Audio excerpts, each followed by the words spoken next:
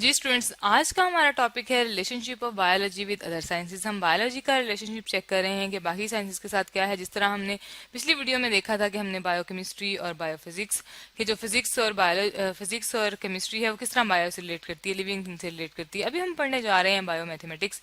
ये किस तरह रिलेटेड है बायोलॉजी से। जब हमारे पास लिविंग थिंग्स का डाटा जो होता है उसमें हम मैथमेटिक्स के कुछ एप्लीकेशंस करते हैं, मीन उसको स्टडी कर सकते हैं, एवरेज काउंट कर सकते हैं, ठीक है। तो ये सारी चीजें जब हम करते हैं तो हम जो है वो उसको बायोमेथमेटिक्स कहते हैं, ठीक है। तो हम ये कह सकते हैं स्टडी ऑफ बायोलॉजिकल प्रोसेसेस। जितने भी बायोलॉजिकल प्रोसेसेस हैं हमारे पास एग्जामिनेशन होगा, ठीक है, सॉरी हमारे पास एक्सपेरिमेंट होगा, एक्सपेरिमेंट के जो रिजल्ट आएंगे उसको हम जो ऑर्गेनाइज करेंगे वो मैथमेटिक्स के रूल से करेंगे, ठीक है। तो इसमें हमारे पास बायोमैथमेटिक्स की कुछ टेक्निक्स आ जाएंगी, मैथमेटिकल टेक्निक्स। मैथ्स में हम क्या करते हैं, जमा माइनस करते हैं, ठीक है।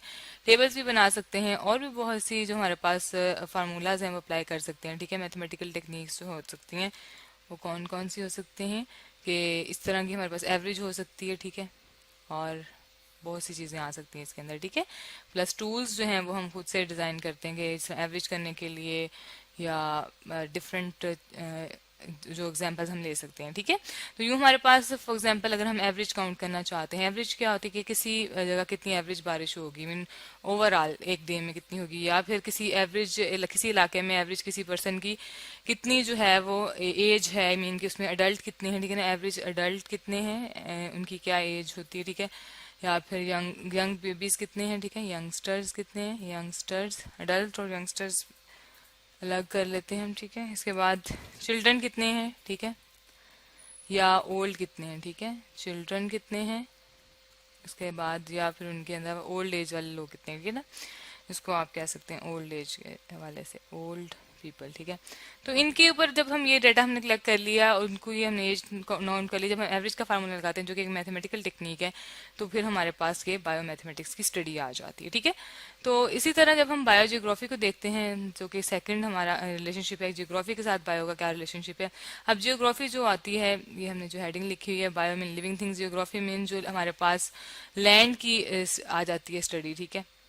तो वो किस तरह अफेक्ट करती है हमारे जो एनवायरनमेंट मीन के जो जियोग्राफिकल हमारे पास रीजन्स हैं, जैसे लैंड है, ठीक है।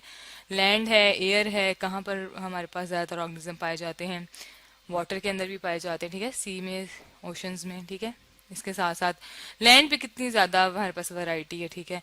या तो वो डेजर्ट है, ठीक है। तो डेजर्ट जो है वहाँ पर रहने वाले एनिमल्स की क्या क्या कैरेक्टरिस्टिक्स होंगी, वो किस तरह से वहाँ रहेंगे, ठीक है। और इसी तरह हमारे पास बाकी लैंड आ जाती है, ग्रासी लैंड आ सकता है लैंड में, ठीक है। ग्रासी लैंड आ सकते हैं जहाँ पे ग्रासेस ज्यादा होंगे, ठीक है। तो वहाँ कौन कौन से ऑर्गेनिज्म पाए जाएंगे। तो इसका मतलब है कि जियोग्राफिकली जो लैंड हमने डिस्ट्रीब्यूट की हुई है, या उसके अलावा एयर में हमारे पास बर्ड्स रहते हैं, वाटर में फिश रहती है। तो डिफरेंट स्पीशीज जो हैं वो जब डिफरेंट एरियाज में, जियोग्राफिकल एरियाज में हम डिस्ट्रीब्यूट कर देते हैं, उसको स्टडी करते हैं डिफरेंट स्पीशीज को, ठीक है। स्पीशीज में जो हमारे पास ऑर्गेनिज्म होते हैं जो कि एक जैसे ग्रुप के होते हैं और आपस में इंटरब्रीड करके अपने जैसे ऑर्गेनिज्म प्रोड्यूस करते हैं, उसे हम स्पीशी कहते हैं, ठीक है। और अगर डिफरेंट स्पीशीज जो हैं वो प्रेजेंट हैं किसी जियोग्राफिकल एरिया में, ठीक है, इसको हम लिख लेते हैं जियोग्राफिकल एरिया, ठीक है। तो हम इसको जो स्टडी करेंगे ये सारा जो है इसके हवाले से ये बायो जियोग्राफी बन जाएगी, ठीक है। हम डायग्राम्स कुछ नीचे देख लेते हैं, ये हमारे पास डायग्राम आ गई हैं, ठीक है। हमने डिफरेंट डायग्राम्स अरेंज जी, ये हमारे पास जो डायग्राम है ये हमारे पास जियोग्राफिकल एरियाज की है, ठीक है। ये डिफरेंट जियोग्राफिकल एरियाज है हमारे पास, ठीक है। कौन कौन से हैं, डेजर्ट हो सकता है, वाटर हो सकता है, ठीक है, लैंड है, और सारी चीजें मिक्स हैं इसके अंदर, ठीक है। तो अभी ये हमारे पास आपको जो एग्जांपल नजर आ रही है हमारे पास किसकी, कैमल की, ठीक है। जो कैमल है वो कहाँ पर पाया जाता है, ये प्रेजेंट होता है डेजर्ट में, ठीक है। तो इसका रहने का जो लाइफ स्टाइल है वो डिफरेंट होगा, ये पानी के बगैर भी काफी दिन रह सकता है, ठीक है। और जो हमारे पास पोलर बियर है इसकी स्किन पे बहुत ज्यादा बाल होते हैं, ठीक है। ये पोलर बियर है हमारे पास, ठीक है। और ये हमारे पास पाया जाता है पोलर रीजन्स में जहाँ पर आइस जो है वो पाई जाती है, ठीक है। तो पोलर रीजन्स में पाया जाता है, ठीक है।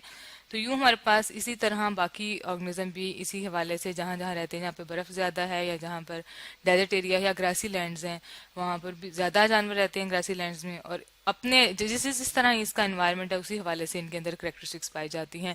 जिस तरह डेजर्ट में रहने वाले जो हैं वो पानी के बगैर काफी देर से जानवर रह सकते हैं, और जो हमारे पास पोलर बियर्स हैं वो भी अपनी स्किन के ऊपर जो इनके बाल हैं उसकी वजह से इस सर्दी में सर्वाइव कर सकते हैं, ठीक हो गया। अब हम देख लेते हैं नेक्स्ट इसके बाद बायो इकोनॉमिक्स को। जी, ये हमारे पास आ गई है bio economics. Bio mean living, economics mean loss या प्रॉफिट, ठीक है। तो अब हम जब स्टडी करते हैं लिविंग ऑर्गेनिज्म को, ठीक है, स्टडिंग ऑफ लिविंग ऑर्गेनिज्म, उसके अंदर हमारे पास माइक्रो ऑर्गेनिज्म भी आ जाते हैं, ठीक है, साथ में प्लांट्स भी आ जाते हैं और एनिमल्स भी आ जाते हैं। तो वो हमें क्या फायदा दे रहे हैं, क्या नुकसान दे रहे हैं, लॉस एंड प्रॉफिट। इकोनॉमिक्स में आ जाएगा लॉस है या प्रॉफिट है, ठीक है। तो इकोनॉमिक्स जो है वो हमारी लॉस एंड प्रॉफिट को स्टडी करने के लिए हम यूज करते हैं। तो इसी तरह जो स्टडी ऑफ लिविंग थिंग्स को प्लस प्रॉफिट और लॉस को हमें क्या दे रही हैं वो स्टडी करेंगे हम, तो हम उसे कहते हैं बायो इकोनॉमिक्स, ठीक है। तो इकोनॉमिकल पॉइंट ऑफ व्यू से हम किस चीज़ को स्टडी कर सकते हैं, अगर हम फॉर एग्जाम्पल क्रॉप से ले लेते हैं, वीट है हमारे पास, ठीक है, और दूसरी हमारे पास क्रॉप है कॉटन, ठीक है। वीट जो है वो खाने के लिए इस्तेमाल होती है, कॉटन जो है वो हम कपड़ा बनाने के लिए इस्तेमाल करते हैं, ठीक है। कॉटन की स्पेलिंग ठीक कर लेते हैं, ठीक है।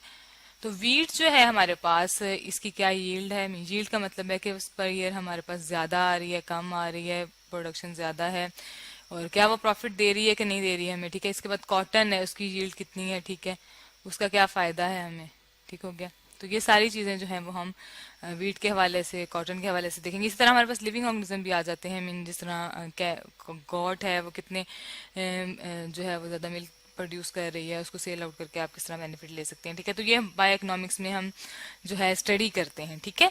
तो अभी हमने जो है सारे बायोलॉजी की तमाम ब्रांचेस का जो है वो, बायोलॉजी को हमने डिफरेंट ब्रांचेस के साथ जो है ना ओवरव्यू लिया है, ठीक है। तो यहाँ पे भी हमारे पास एक डायग्राम है, उसको हम देख लेते हैं दोबारा से एक दफा, ग्रो थ्रू हो जाते हैं कि हमारे पास डिफरेंट अलग अलग ब्रांचेस हैं। फिजिक्स है, ठीक है, इसके बाद हमारे पास मैथमेटिक्स है, इकोनॉमिक्स है, केमिस्ट्री है, जियोग्राफी, ये अलग से फील्ड्स हैं, ठीक है। लेकिन जब ये बायो के साथ मर्ज होती हैं तो फिर बायो इकोनॉमिक्स बन जाती है, बायोमेट्री, बायो मैथमेटिक्स भी से हम कहते हैं, और बायो केमिस्ट्री, केमिस्ट्री क्या, बायो फिजिक्स हो जाएगी, बायो जियोग्राफी हो जाएगी, बायो केमिस्ट्री हो जाएगी, ठीक है। अब इसके प्रोसेसेस की एग्जांपल भी लिखी हुई है। केमिस्ट्री में हमारे पास फोटोसिंथेसिस और रेस्पिरेशन है, जो हमने पहले वीडियोस में डिस्कस किया। बेनिफिट्स एंड लॉस आते हैं इकोनॉमिक्स में। डाटा एनालिसिस आ जाता है मैथमेटिक्स में। मसल्स और बोन्स, जो कि हमने देखा था किस तरह हमारे हाथ और लिम्स मूव करते हैं, फिजिक्स में रूल्स अप्लाई हो जाते हैं। और डिस्ट्रीब्यूशन ऑफ ऑर्गेनिज्म जो है पूरी दुनिया में कैसे है, वो सारी हमारे पास आ जाती है बायो जियोग्राफी में, ठीक है। तो यूं हमने आज जो डिस्कस किया है बायो इकोनॉमिक्स को, बायो जियोग्राफी को और इसके साथ बायो मैथमेटिक्स को, तो ये साइंसेज हैं जो बायोलॉजी के साथ रिलेट करती हैं। अदर साइंसेज जो कि अलग से हम स्टडी करते हैं, मैथमेटिक्स और जियोग्राफी, उनको हम बायो के साथ स्टडी करते हैं, तो फिर वो बायो मैथमेटिक्स, बायो जियोग्राफी बन जाती हैं, और वो बहुत यूजफुल हैं क्योंकि ये हम साइंसेज को मर्ज करके इससे बहुत से जो एक्सपेरिमेंट हैं या बहुत से प्रॉब्लम्स हैं इनको सॉल्व कर सकते हैं।